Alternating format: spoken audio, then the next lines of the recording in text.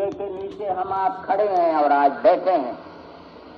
आज इसकी हिफाजत और इसकी रक्षा का सवाल, इसकी शान बनाए रखना है। ये कायम रहे, हम रहें या न रहें, लेकिन ये झंडा रहना चाहिए और देश रहना चाहिए। नमस्कार, आदाब, सत श्री अकाल। स्वागत है आप सभी का आज के इस महत्वपूर्ण सेशन में, जिसमें हम चर्चा करने जा रहे हैं एक अद्भुत, एक अतुलनीय प्रधानमंत्री जिनका नाम है श्री लाल बहादुर शास्त्री जी। एक ऐसे प्रधानमंत्री जिन्होंने अपने कार्यकाल में पूरे देश को नई ऊंचाइयां दिलाईं और काफ़ी सारा देश का नाम बढ़ाया, मान बढ़ाया, सम्मान बढ़ाया। एक नेता से ज़्यादा एक अच्छे व्यक्तित्व के इंसान हम आज बात कर रहे हैं उनके बारे में। साथ ही जब हम इनके बारे में बात करते हैं तो देश जब उस समय एक ऐसी परिस्थिति में आ खड़ा हुआ था कि जब देश को लीडरशिप क्राइसिस देखना पड़ा, क्योंकि उस समय जवाहरलाल नेहरू जी की मृत्यु हो जाती है और पूरे विश्व को, यहाँ तक कि पूरे विश्व को ये लगता है कि अब भारत के टुकड़े हो जाएंगे, भारत अब एक साथ नहीं रह पाएगा, क्योंकि भारत में ऐसा कोई नेता नहीं है जो इस देश को लीड कर सके, इस देश को चला के चल सके। लेकिन कहते हैं भारत युवाओं का देश है, भारत उम्मीदों का देश है। ये भारत कभी टूटेगा नहीं, ये भारत कभी झुकेगा नहीं। इसी नीति पर चलते हुए एक ऐसे व्यक्तित्व का उभर कर आना सामने और प्रधानमंत्री पद के लिए उम्मीदवारी, दावेदारी करना, हम कहना ऐसा गलत होगा क्योंकि इन्होंने कभी अपनी तरफ से दावेदारी नहीं की प्रधानमंत्री के लिए, लेकिन एक ऐसे व्यक्तित्व का उभर कर आना जिसने पूरे देश का नेतृत्व काफ़ी अच्छे ढंग से किया। हम बात कर रहे हैं श्री लाल बहादुर शास्त्री जी के बारे में। साथियों, उस समय पूरे देश में कांग्रेस पार्टी राज किया करते थे और उस कांग्रेस पार्टी के अंदर सिंडिकेट हुआ करते थे और सिंडिकेट के जो मेंबर थे उनका नाम था, जो हेड थे, चेयरपर्सन थे, उनका नाम था के कामराज। ये के कामराज जी की आप तस्वीर देख पा रहे हैं और इनके सामने दो ऑप्शंस थे। इनको एक तो मोरारजी देसाई जी को प्रधानमंत्री पद के लिए चुनना था या फिर लाल बहादुर शास्त्री जी के। हालांकि लाल बहादुर शास्त्री जी सीनियोरिटी में ज़्यादा बड़े थे मोरारजी देसाई से, अनुभव उनके पास काफ़ी ज़्यादा था as compare to Morarji Desai. Morarji Desai ji ने अपना नॉमिनेशन पत्र वापस लिया और उसके बाद लाल बहादुर शास्त्री जी को इस देश का प्रधानमंत्री बनाया गया। हालांकि उनका कार्यकाल काफ़ी छोटा था, काफ़ी 581 दिनों का कार्यकाल था उनका, लेकिन अद्भुत, अविस्मरणीय और ऐसा कार्यकाल जैसा प्रधानमंत्री किसी और प्रधानमंत्री ने नहीं दे पाया। साथियों, ये आप देख सकते हैं जवाहरलाल नेहरू, के कामराज और लाल बहादुर शास्त्री जी की तस्वीर। ये तीनों एक साथ हैं जब जवाहरलाल नेहरू जी की मृत्यु नहीं हुई थी, उससे पहले की ये तस्वीर है।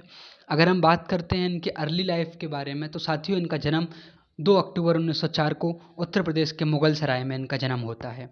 वहीं इनके जो पिताजी का नाम है वो राम दुलारी देवी इनकी माता जी का नाम और शारदा प्रसाद श्रीवास्तव इनके पिताजी का नाम था। जब हम इनके बारे में बात करते हैं, एक ऐसे प्रधानमंत्री जिन्होंने कभी भी कास्ट सिस्टम को फॉलो नहीं किया, एक ऐसे प्रधानमंत्री जो दहेज प्रथा के खिलाफ थे। साथियों, अगर हम इनके बारे में बात कर रहे हैं, ये वर्मा फैमिली से बिलोंग करते थे और इन्होंने वर्मा फैमिली का टाइटल हटा के इन्होंने शास्त्री टाइटल को अपनाया। अगर हम इनके बारे में और जानने की कोशिश करते हैं, इन्होंने काफ़ी सारे फ्रीडम मूवमेंट्स में भी पार्टिसिपेट किया। जैसे कि अगर हम बात करते हैं, इन्होंने नॉन कॉरपोरेशन मूवमेंट 1921 में ज्वाइन किया था। उस समय ये बालिग नहीं थे और बालिग न होने की वजह से इनको जेल में से रिहा कर दिया गया था जब ये अरेस्ट हुए थे उस समय नॉन कॉरपोरेशन मूवमेंट के टाइम पे। और अगर हम इनके बारे में बात करते हैं, इन्होंने साल्ट सत्याग्रह में भी काफ़ी ज़्यादा एक अहम भूमिका निभाई थी। इसके बाद इन्होंने क्विट इंडिया मूवमेंट, जो कि 1942 में गांधी जी के द्वारा चलाया गया था, उसमें भी इन्होंने काफ़ी एक अहम भूमिका निभाई थी। अगर हम इनकी पॉलिटिकल जर्नी के बारे में बात करें तो एक ऐसे नेता जिन्होंने देश में एक सबसे पहले 1951 में इनको ऑल इंडिया कांग्रेस कमेटी का अध्यक्ष, जनरल सेक्रेटरी बनाया जाता है। उसके बाद उसी साल इनको राज्यसभा के लिए मेंबर नॉमिनेट किया जाता है और ये राज्यसभा में साल 1951 में पहुंचते हैं। वहीं अगर हम इनके बारे में और जानने की कोशिश करते हैं तो इनको यूपी गवर्नमेंट के अंदर गोविंद बल्लभ पंत, जो कि उस समय उत्तर प्रदेश के मुख्यमंत्री हुआ करते थे, उनके अंदर इनको एक पोर्टफोलियो दिया जाता है जिसका नाम होता है minister of incharge of police and transport portfolio. यहाँ पर इन्होंने काफ़ी सारे देश में परिवर्तन किए, इस पूरी व्यवस्था में काफ़ी ज़्यादा परिवर्तन किए। उसके बाद इनके बारे में अगर हम बात करते हैं, इनको 1956 के अंदर रेलवे मिनिस्टर अपॉइंट किया जाता है और उस समय एक ऐसा दुखद इंसिडेंट हो गया था, इनके रेलवे मिनिस्टर रहते हुए एक ऐसा रेल हादसा हो गया था जिसकी वजह से इन्होंने अपना त्यागपत्र इस्तीफ़ा जवाहरलाल नेहरू जी को दे दिया था और जवाहरलाल नेहरू जी ने इनका इस्तीफ़ा एक्सेप्ट करते हुए इन्होंने रेलवे मिनिस्टर के पद को छोड़ दिया था। उसके बाद 5 साल बाद 1961 में नेहरू जी की कैबिनेट में इनको एक अहम रोल मिलता है और ये होम मिनिस्टर के रूप में नेहरू जी की कैबिनेट में काम करते हैं, एक गृह मंत्री के रूप में काम करते हैं। और आखिरकार वही दिन आ जाता है जिस समय जिसका पूरे देश को इंतज़ार था, एक ऐसे लीडरशिप का, एक ऐसे नेता का जो इस पूरे देश को नई दिशा में, नई ऊर्जा में लेके जा सके। ये दिन होता है साल 9 जून 1964 का, जब अटल बिहारी वाजपेयी जी को प्रधानमंत्री बनाया जाता है।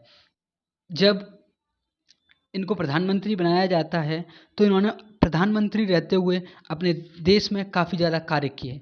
जैसे कि इन्होंने सबसे पहले तो एक फाउंडेशन रखी थी इन्होंने पीएम सेक्रेटरीट के। पीएम सेक्रेटरीट ये वही है जो आज के समय में प्रधानमंत्री सेक्रेटरीट, जिसमें इनके समय पहली बार सीनियर आईसीएस ऑफिसर्स इन्होंने एल के झा को लिया था। अगर हम इनके बारे में और जानने की कोशिश करते हैं, जब ये प्रधानमंत्री बन के आते हैं तो इन्होंने मिनिस्टर ऑफ एक्सटर्नल एनर्जी और एटॉमिक एनर्जी का और जो पोर्टफोलियो होता है वो अपने पास ही रखा था जब ये प्रधानमंत्री बने थे, क्योंकि उस समय ऐसा था। फिर उसके बाद 1964 में इन्होंने वही पद स्वर्ण सिंह को दे दिया था, विदेश मंत्री का पद इन्होंने स्वर्ण सिंह को दे दिया था। जब हम इनके बारे में और जानने की कोशिश करते हैं साथियों, तो इनके समय में देश ने तीन इंसिडेंट देखे थे और वो 3 इंसिडेंट्स थे आपके। पहला ग्रीन रिवॉल्यूशन, हरित क्रांति जिसे हम बोलते हैं। दूसरा पाकिस्तान के साथ युद्ध 1965 में और तीसरा एंटी हिंदू डेमोन्स्ट्रेशंस इन मद्रास। उस समय ऐसा था कि पूरे देश में एंटी हिंदू डेमोन्स्ट्रेशंस चल रहे थे। एंटी हिंदू डेमोन्स्ट्रेशंस का तात्पर्य है, एंटी हिंदी डेमोन्स्ट्रेशंस का तात्पर्य है कि तमिल भाषी जो लोग थे वो चाहते थे कि हिंदी हमारी राष्ट्रीय भाषा ना बने, और इसलिए इन्होंने एक महत्वपूर्ण भूमिका निभाई और इन्होंने ऐसा किया कि जो हमारा हिंदी इंग्लिश है उसको इन्होंने ऑफिशियल लैंग्वेज बनाए रखा। एक पीएन धर नाम के व्यक्ति थे, उन्होंने एक बात बोली थी, महत्वपूर्ण बात थी, और उन्होंने ऐसा बोला था कि यदि प्रधानमंत्री शास्त्री जी थोड़े और साल तक जिंदा रहते तो वो इकोनॉमिक रिफॉर्म्स लेके आ सकते थे। इकोनॉमिक रिफॉर्म्स जो कि प्रधानमंत्री नरसिम्हा राव के समय में 1991 में आए under the ministership of Manmohan Singh, जो कि उस समय मंत्री हुआ करते थे, वो लेके आए थे तुम्हारा इकोनॉमिक रिफॉर्म्स। तो ऐसा बताया जाता है कि ये शास्त्री जी जो थे वो इकोनॉमिक रिफॉर्म्स साल 1965 में ही लाना चाहते थे, लेकिन यदि उनकी मृत्यु नहीं होती तो शायद ऐसा हो जाता और देश एक नई तरक्की के ऊपर, जो हमने 20 साल का जो अंतर था वो शायद कम हो पाता और देश एक नई ऊंचाइयों पर पहुंच पाता।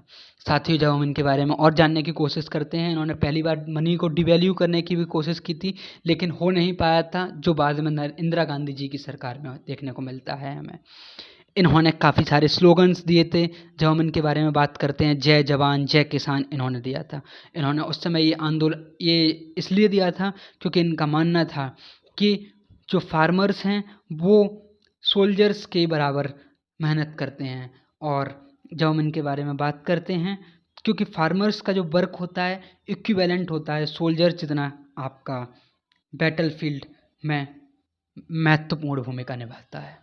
अब हम इनके बारे में बात करते हैं कि इन्होंने इनके कार्यकाल में जो 3 क्राइसिस आए थे उनके बारे में। अगर हम इनके बारे में बात करते हैं, देश ने काफ़ी ज़्यादा एक फूड शॉर्टेज देखने को मिली थी और इसी फूड शॉर्टेज को दूर करने के लिए इन्होंने 2 रिवॉल्यूशन लेके आए थे, एक तो ग्रीन रिवॉल्यूशन और एक वाइट रिवॉल्यूशन। अगर हम इनके बारे में जानने की कोशिश करते हैं, जब देश के सामने 3 चैलेंजेस इनको देखने को मिले तो कहते हैं कि मुश्किल के जन्म लेने से पहले उसका समाधान का जन्म होता है। और शास्त्री जी इस बात पर बिल्कुल खरे उतरे। जब तीनों मुश्किलों का इनके ऊपर सामना करना पड़ा तो इन्होंने उसको बिल्कुल सही तरीके से निभाया और इन तीनों ही जो समस्याएं थी उनसे निजात पाने की कोशिश की। सी सुब्रमण्यम जी को अपॉइंट किया जाता है फूड और एग्रीकल्चर मिनिस्टर, जो और इनका पूरा सपोर्ट होता है अपने मिनिस्टर्स को, और ये अपने पूरे मिनिस्टर्स को सपोर्ट करते हैं कि ये जो क्रांति है ये जल्द से जल्द भारत के में फूड शॉर्टेज की कमी को पूरा करेगी। और ये उसी समय एक नारा देते हैं, कल से 1 हफ्ते तक शाम को चूल्हा नहीं जलेगा। आपको इस बारे में एक अद्भुत इंसिडेंट बताना चाहूँगा यहाँ पे, जब इन्होंने बोला था 1 वक्त का रोटी हम लोग नहीं खाएंगे, क्योंकि उस समय भारत जो था वो तुम्हारा एक अजीब सी सिचुएशन से गुजर रहा था, क्योंकि अमेरिका के ऊपर हम इतना निर्भर हो गए थे और PL 480 एग्रीमेंट अमेरिका चाहता था कि हम उसे तोड़ दें। अमेरिका ऐसा चाहता था कि यदि आपने पाकिस्तान के साथ वार नहीं बंद किया, उस समय लिंडन प्रधानमंत्री हुआ करते थे और वो चाहते थे कि यदि आपने पाकिस्तान के साथ वार नहीं बंद किया तो हम आपको अनाज प्रोवाइड नहीं करा पाएंगे। जो हमने एक एग्रीमेंट किया था PL 480 एग्रीमेंट, तो उससे हम मुकर जाएंगे, ऐसा उन्होंने बोला था। और उन्होंने कहा कि ये देश है भारत, किसी के आगे झुकेगा नहीं, है ना। और इसी बात से खरे उतरते हुए उन्होंने अपने देश से आह्वान किया था कि हम 1 हफ्ते शाम को भोजन नहीं करेंगे, और इसी बात को अपनाते हुए देश के एक दिन रेस्टोरेंट भी बंद होने लगे थे। सोचिए एक प्रधानमंत्री का आह्वान कितना बड़ा महत्वपूर्ण भूमिका निभाता है कि रेस्टोरेंट तक एक दिन बंद होने लगे थे। आपको इस बारे में एक अद्भुत किस्सा सुनाता हूँ। जब इन्होंने ये फैसले को लिया तो उस समय इनके छोटे छोटे बच्चे हुआ करते थे। इन्होंने अपनी धर्मपत्नी जी से कहा कि आप एक काम कीजिए कि आप शाम को बच्चों को खाना नहीं देंगे। ठीक है, बच्चों को खाना नहीं दिया गया और सबसे पहले इन्होंने अपने बच्चों के ऊपर एक्सपेरिमेंट किया कि हमारे बच्चे ऐसे रह सकते हैं भूखे या नहीं। जब उन्होंने देखा कि उनके बच्चे भूखे रह सकते हैं तो उन्होंने पूरे देश के सामने इस बात का आह्वान किया था। एक ऐसे प्रधानमंत्री जिन्होंने प्रधानमंत्री रहते हुए कार लोन लिया।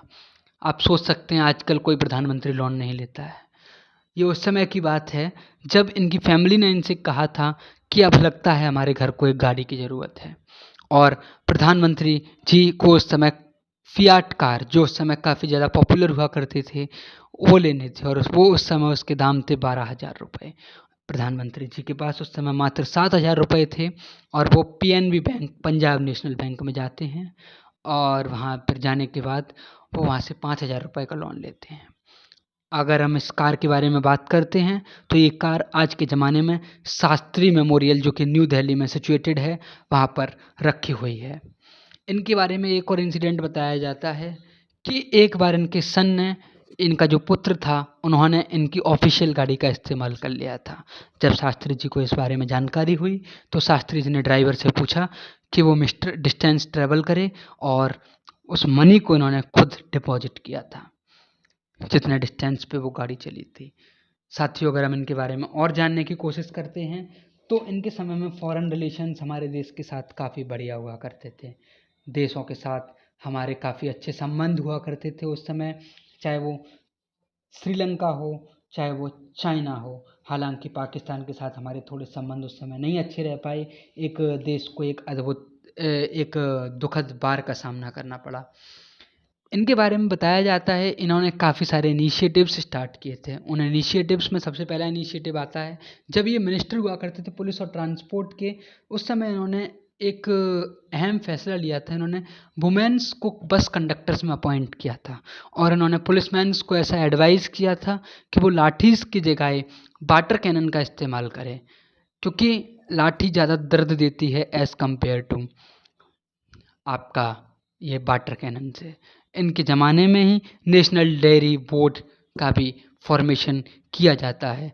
ये हालांकि सॉफ्ट स्पोकन थे और पूरा विश्व ऐसे करता था कि ये सॉफ्ट स्पोकन व्यक्ति हैं तो ये मतलब देश को अच्छे से लीड नहीं कर पाएंगे। हालांकि इस बात पे इन्होंने गलत साबित किया और भी काफ़ी सारे इनके द्वारा अहम फैसले लिए गए।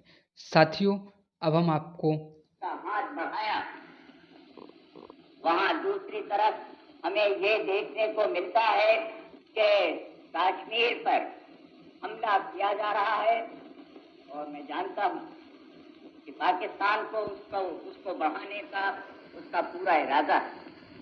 तो एक सरकार के नाते हमारा क्या जवाब हो सकता है सिवाय इसके कि हम हथियारों का जवाब हथियारों से उस समय। साथियों, आज सवेरे 3:30 बजे भारत और पाकिस्तान में लड़ाई बंद हो गई। पाकिस्तान ने हमारे देश में हमलावरों को 5 अगस्त को भेजकर ये लड़ाई शुरू की थी। अब ब्लैकआउट नहीं रहेगा, अंधेरा नहीं रखा जाएगा।